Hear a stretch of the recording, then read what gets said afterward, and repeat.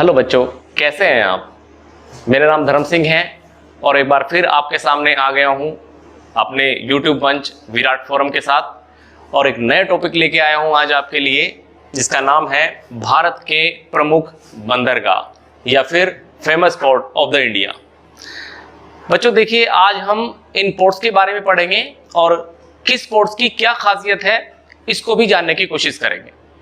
यहां से प्रश्न आता है, लगभग सभी कंपटीशंस के अंदर जो है इस जगह से प्रश्न पूछे जाते हैं। अगर हम पोर्ट्स की बात करें तो ये पोर्ट्स हमारे वेस्ट साइड्स के हैं और इन पोर्ट्स को हम ईस्टर्न साइड्स के पोर्ट्स बोल सकते हैं। एक प्रश्न तो यही आता है कि इनमें से कौन सा वेस्ट का या फिर ईस्टर्न साइड्स का पोर्ट्स है। तीन यहां से उठाकर एक यहां से लिख लेगा और पूछ लेगा आपसे कि कौन सा इनमें से ईस्टर्न का है, या जिस तरह से भी प्रश्न पूछा जा सकता है। तो पोर्ट्स के स्टेट भी याद रखने हैं और साथ साथ उनकी क्या खासियत है ये भी आप याद रखेंगे। सबसे पहले मैं आपको बताऊं कि भारत के अंदर मुख्य रूप से 13 पोर्ट्स हैं। There are 13 ports in the India which is very famous. अब अगर आप देखेंगे कि ये 13 पोर्ट्स किसके अधीन है, ये भारत सरकार के अधीन है या फिर आप कह सकते हो केंद्रीय सरकार के अधीन 13 पोर्ट्स हैं और ये संघ सूची के अंदर आते हैं।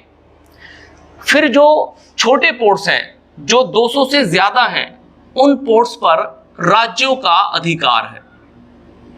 मैंने यहां पर अधिकांश आपके सामने मुख्य पोर्ट्स ही लिखे हैं जिन पर केंद्र का अधिकार चलता है। तो अब हम वेस्ट पोर्ट की तरफ चलेंगे और यहां से शुरू करते हुए यहां तक जाएंगे। सबसे पहले हम कांडला पोर्ट्स की बात करते हैं। कांडला पोर्ट्स ऐसा पोर्ट्स है जिसको हम जवारिये कहते हैं, यानी ये टाइडल पोर्ट्स है। जवारिये इसलिए क्योंकि यहां से इस पोर्ट्स के नजदीक जो है समुद्र लगा हुआ है और पानी की बड़ी बड़ी लहरें इस पोर्ट्स को ऊर्जा प्रदान करती हैं। इसी वजह से ये पोर्ट टाइडल्स या फिर जवारिये पोर्ट्स कहलाएगा।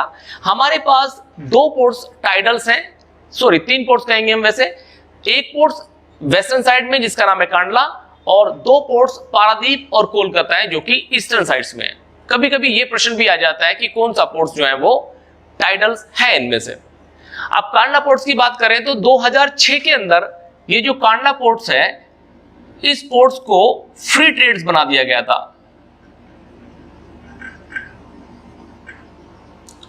फ्री ट्रेड पोर्ट यानी कि इसको मुक्त पत्तन घोषित किया गया था। इसका मायने क्या है? इसका मायने यह है कि यहां पर आयात और निर्यात वो एक तरह से प्रशुल्कों से पूरी तरह से छूट में है, यानी जो भी सामान यहां पर आता है उन पे बहुत ज्यादा टैक्सेस सीधी भाषा में गए तो नहीं देना पड़ता।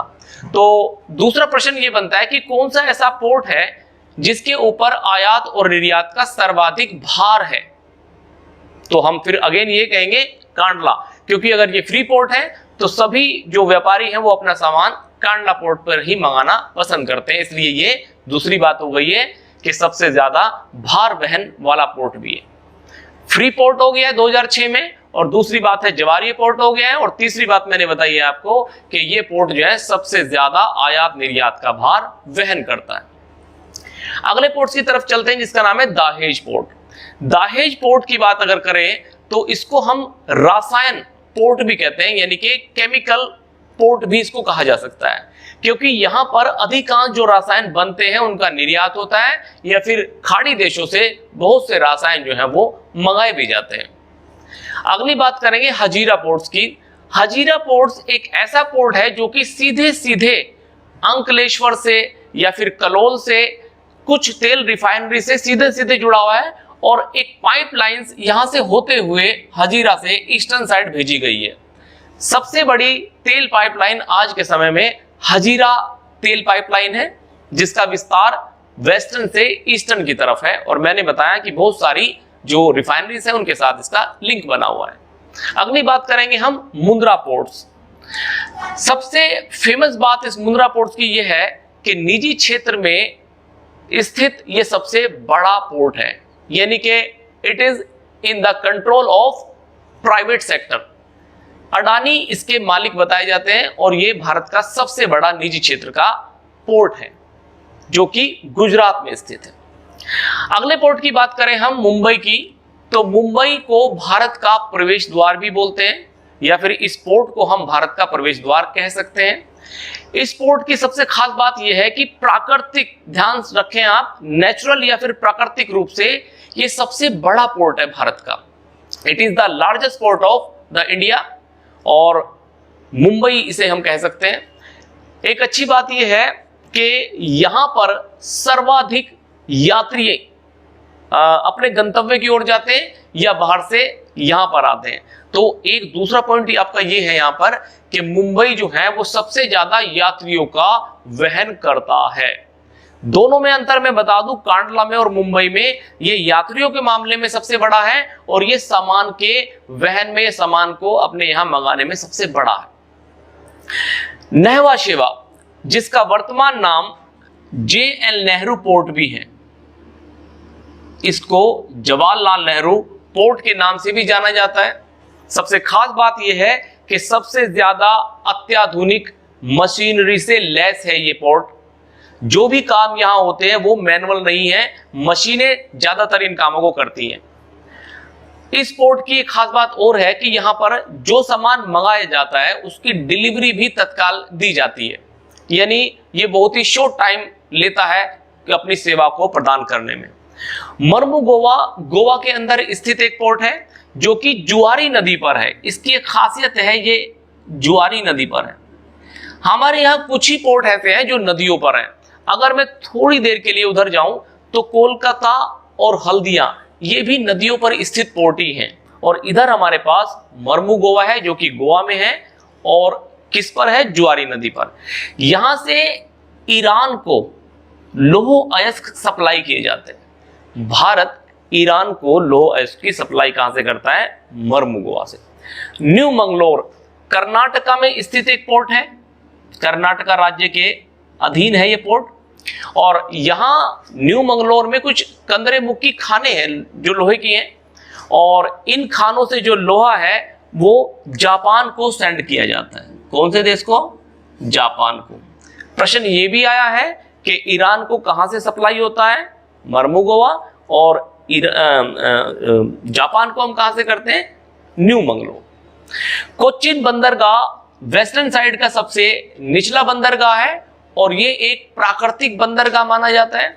हालांकि सबसे बड़ा प्राकृतिक बंदरगाह मैंने मुंबई बताया है, और सबसे छोटा प्राकृतिक बंदरगाह जो कि वेस्टर्न साइड में है वो कोचीन है। ठीक है, तो अब हम ईस्टर्न साइड के बंदरगाहों की बात करेंगे। हल्दिया बंदरगाह, वास्तव में हल्दिया बंदरगाह को बाह्य पत्तन भी कहते हैं।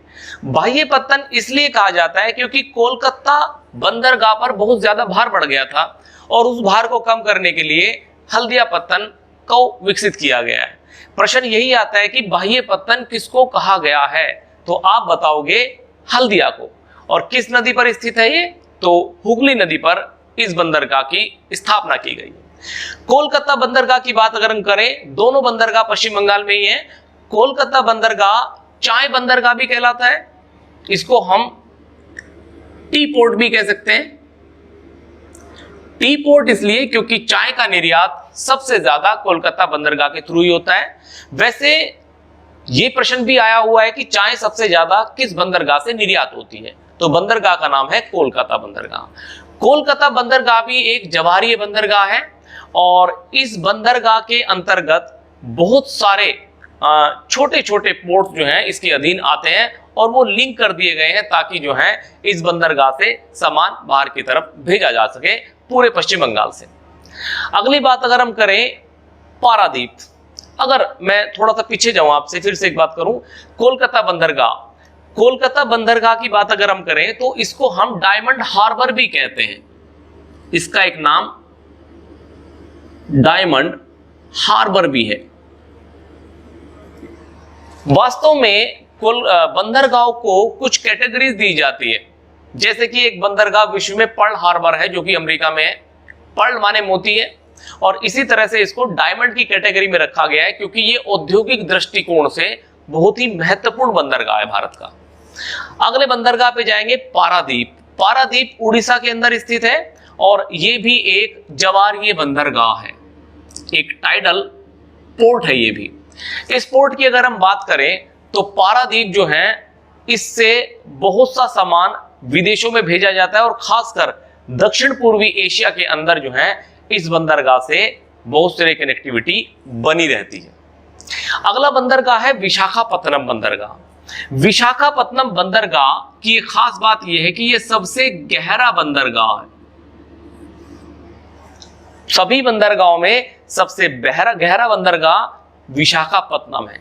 दूसरी खास बात इस बंदरगाह की यह है कि इस बंदरगाह को सबसे मुख्य बंदरगाह भी माना जाता है ईस्टर्न साइड का। यह प्रश्न एसएससी में आया था कि सबसे मुख्य बंदरगाह पूर्वी क्षेत्र का कौन है, तो आप बताएंगे कि विशाखापत्तनम सबसे प्रमुख बंदरगाह है जो कि पूर्वी क्षेत्र के अंदर स्थित है और राज्य इसका है आंध्र प्रदेश। विशाखापत्तनम की एक खास बात और है कि ये एक प्राकृतिक पहाड़ी है जिसका नाम है डॉल्फिन नोज, उसके पीछे स्थित है। डॉल्फिन नोज यानी डॉल्फिन की नाक एक ऐसी पहाड़ी है जो प्राकृतिक रूप से डॉल्फिन की नाक की तरह रूप धारण कर लिया है जिसने, और इस विशाखापत्तनम को वो मानसूनी पवनों से प्रोटेक्ट करती है। इसी वजह से जो है इसका नाम डॉल्फिन नोज भी रखा जा सकता है या रखा गया है। काकीनाडा बहुत खास बात नहीं है, काकीनाडा में आंध्र प्रदेश में ही स्थित एक बंदरगाह है। अगला बंदरगाह मछलीपट्टनम, जिसको इतिहास की 14वीं शताब्दी में मसूलीपट्टनम नाम से भी जाना जाता रहा है। आज वर्तमान में ये मछलीपट्टनम ही है और आंध्र प्रदेश राज्य में ये स्थित है। चेन्नई, सबसे खास बात इस बंदरगाह की ये है कि ये एक कृत्रिम बंदरगाह है। दो बात खास है, चेन्नई आपको पता है तमिलनाडु में है और एक कृत्रिम बंदरगाह है, और दूसरी बात यह है कि सबसे प्राचीन बंदरगाह भी सभी बंदरगाहों के अंदर वो चेन्नई बंदरगाह है। इस पर जब भी प्रश्न आया है वो यही आया है कि कृत्रिम कौन है और सबसे प्राचीन बंदरगाह कौन है, तो आप बताओगे चेन्नई है। नागापट्टनम, ये बंदरगाह एक बहुत ही खास और प्रसिद्ध बंदरगाह है। सबसे जरूरी बात इसके लिए यह है कि 2004 में जो सुनामी आई थी उसमें यह बंदरगाह पूरी तरह से क्षत विक्षत हो गया था, यानी पूरी तरह से डिस्ट्रॉय हो गया था। रीजन क्या है? क्योंकि सर्वाधिक जो मार है सुनामी की वो इसी बंदरगाह ने झेली है। ये प्रश्न आज तक एग्जाम्स में पूछा जा रहा है बार बार जो है, जबकि सुनामी बहुत पुरानी बात हो गई लेकिन अभी भी प्रश्न आता है। अगला बंदरगाह है एन्नोर, जो कि तमिलनाडु में ही है और इसको एक नाम दिया गया है के कामराज। वास्तव में के कामराज जो है तमिलनाडु के भूतपूर्व मुख्यमंत्री रह चुके हैं, उनके नाम पर इसका नाम रखा गया है।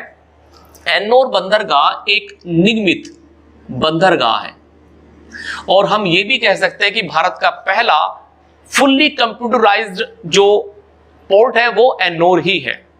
दो प्रश्न मैं फिर से बता दूं आपको ताकि आपको कंफ्यूजन ना हो। नहवा शेवा अत्याधुनिक बंदरगाह है, कंप्यूटराइज्ड भी है, लेकिन अगर पहली बात आएगी कि पहला कंप्यूटराइज्ड आ गया तो फिर एन्नोर आएगा, और निगमित क्षेत्र में कौन बंदरगाह है? वो भी एन्नोर है।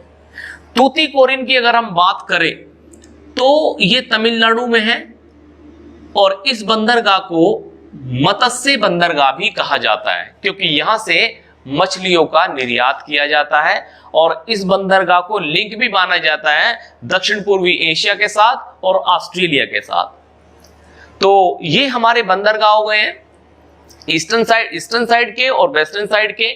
मैं फिर से रिपीटेशन कर दूं कि वेस्टर्न साइड में कुछ ये बंदरगाह है और ईस्टर्न साइड में ये है, जिनमें अंतर आपको इस मैप पे ही पता चलेगा। और इससे संबंधित यदि कोई भी प्रश्न आपके हैं किसी भी तरह के तो आप कमेंट बॉक्स में नीचे लिख देंगे, और मेरी वीडियो कैसी लगी है आप वो भी कमेंट बॉक्स में लिखेंगे, और इस वीडियो को लाइक और शेयर जरूर करें। और अगली वीडियो के साथ हम मिलते हैं नेक्स्ट टाइम में, तब तक के लिए धन्यवाद, थैंक यू।